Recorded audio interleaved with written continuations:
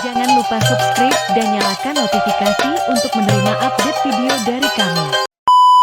Apa kalian tahu? Infak ternyata terbagi menjadi dua dan akan kita bahas pada ceramah Ustadz Adi Hidayat berikut ini. Tonton sampai selesai supaya makna yang disampaikan terserap baik. Quran surah kedua Al-Baqarah ayat 215. Yas'alunaka madza yunfiqun. Banyak mereka bertanya kepada Muhammad sallallahu alaihi wasallam tentang infak. Bagaimana cara berinfak, kepada siapa diinfakkan? Jawaban Allah langsung disampaikan, qul ma anfaqtum min khair. Katakan Muhammad sallallahu alaihi wasallam, kalau ingin infak maka pilih dari yang terbaik, yang paling bagus. Nah, infak itu bahasa singkatnya nafkah. Nafkah itu singkatan dari infak. Infak itu nanti dibagi dua, ada infak wajib, ada infak sunnah. Infak wajib, infak suami kepada istri, kepada keluarga, disingkat dengan nafkah. Ada di mana ayatnya? Quran surah keempat, An-Nisa ayat 34. Ar-rijalu qawwamuna 'alan nisa'i bima faddalallahu ba'dahum 'ala ba'dhin wa bima anfaqu min amwalihim. Laki-laki suami diberikan kelebihan oleh Allah dari istrinya, dan istri pun nanti punya kelebihan di sisi yang lain. Apa kelebihan itu? Di antaranya pelindung, pengayom, pengarah di rumah tangganya, plus diberikan kemampuan untuk menafkahi istrinya. Jadi kalau suami bekerja itu sifatnya nafkah. Kalau istri atau perempuan bekerja itu tidak disebut mencari nafkah, beda. Awas, ada pekerjaan, ada nafkah, itu lain. Nafkah itu kewajiban yang melekat kepada suami, yang nanti rizki yang Allah berikan akan mencukupi kebutuhan yang ada di dalam rumah tangganya. Jadi berapapun yang didapat bisa dibagi. Tapi kalau bekerja biasa, tidak mempunyai sifat nafkah, nanti punya sifat-sifat dan karakter yang berbeda. Didapatkan besar pun belum tentu mencukupi. Ya, saya tidak bahas itu dulu, saya akan masuk kepada yang sunnahnya. Kalau kemudian yang itu sudah selesai, jadi frame-nya begini, tabelnya. Kalau sudah yang wajib selesai, baru keluar. Jangan keluar dulu. Ya, dihitung dulu di rumah. Kebutuhan rumah berapa? Misalnya 20 juta dalam sebulan. Allah kasih rezeki 30 juta. Maka yang dipahaminya yang 10 jutanya itu adalah modal ibadah kita yang Allah titipkan lewat kita supaya mendapat kemuliaan. Ya, bukan dijadikan untuk ini kaya, untuk bukan itu tujuannya. Jadi hitung kebutuhan kita setelah dapat sebulan sekian, lebihnya yang kita sebut lebih itu sebetulnya peluang ibadah yang Allah titipkan lewat kita. Mumpung sedang dititipkan, pakai.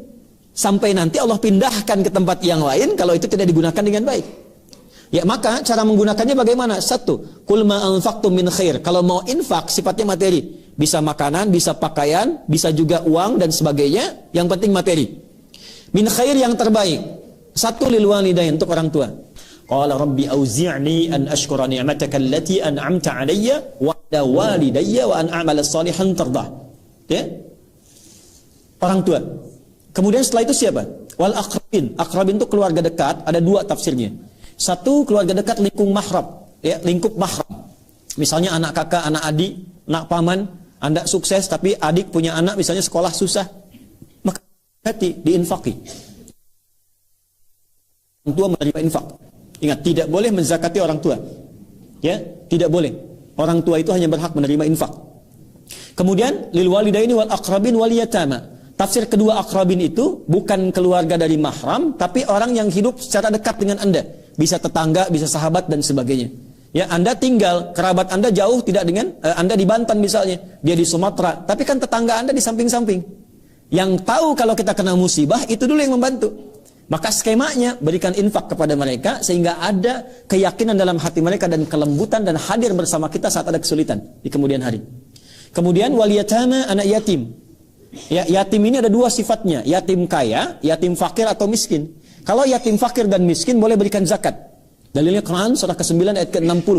Innamas shadaqatu lil fuqara wal masakin. Zakat disalurkan untuk orang fakir, orang miskin. Siapa dia? Termasuk yatim. Tapi kalau yatim kaya, dia nggak dapat bagian dari zakat. Dia dapat bagian dari infak. Ya, teman Anda di sini misalnya kaya, meninggal, ada anaknya. Nah, anak yang ditinggalkan itu boleh kita berikan infak untuk penyambung silaturahim dengan keluarga ayahnya. Datang bawa mainan yang disukainya, datang bawa hadiah dari kas infak. Ya, itu yang dilakukan Nabi sallallahu alaihi wasallam ketika lewat seorang anak sedang bersedih. Kata Nabi, "Kenapa kamu bersedih, enggak main dengan teman yang lain?" Kata anak ini, "Ya Rasulullah, baju saya jelek. Ya Rasulullah, mainan saya jelek, saya malu main dengan mereka." Ini kisah nyata. Kata Nabi, "Aradita an akuna abad laka wal Hasan wal Husaina ikhwatan laka." Apakah engkau ridha kalau aku akan menjadi ayah angkatmu sekarang dan engkau menjadi saudara Hasan dan Husain? Kata orang ini, "Radit ya Rasulullah, saya ridha." Kama qala, ya, saya ridha ya Rasulullah. Maka oleh Nabi diberikan dari infak baju yang bagus, pakaian yang bagus, mainan-mainan yang indah, dia bergabung dengan temannya. Begitu bergabung, pakaian dan mainan dia paling bagus. Kata temannya, dari mana semua ini? Dia kisahkan, tadi saya ketemu Rasulullah, saya katakan bapak saya meninggal dalam syahid dalam peperangan, kemudian saya dibelikan baju baru, saya dibelikan pakaian baru, saya dibelikan mainan baru. Apa kata anak-anak itu? Mereka komen, ya Allah, kenapa bapak kami nggak meninggal juga? Katanya. Cukup sekian dan sampai jumpa lagi.